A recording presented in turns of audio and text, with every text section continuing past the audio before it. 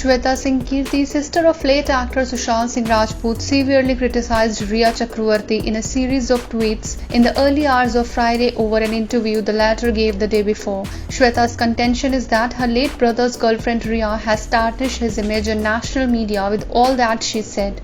"You have guts to come on national media and tarnish the image of my pure brother after his death. You think God is not watching for what you have done? I believe in God and I have faith. Now I really want to see what He will do to you."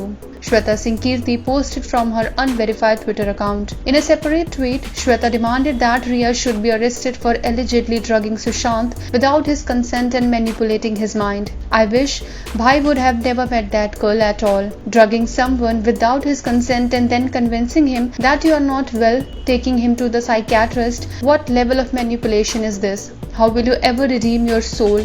You are so done," Shweta tweeted. In another tweet, Shweta took a dig at Rhea for allegedly claiming in the television interview that Sushant's sister did not care for their brother. As Rhea mentioned in her interview, "We did not love our brother." Yeah, right. "That's why I flew all the way from USA to India in Jan as soon as I got to know Bhai is visiting Chandigarh and is not keeping well.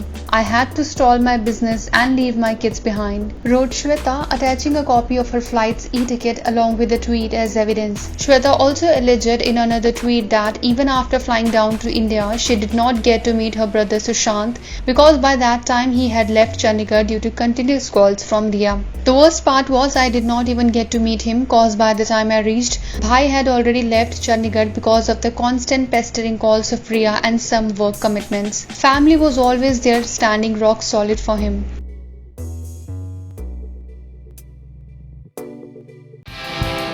Subscribe to our channel. Just click on the bell icon for all the latest updates.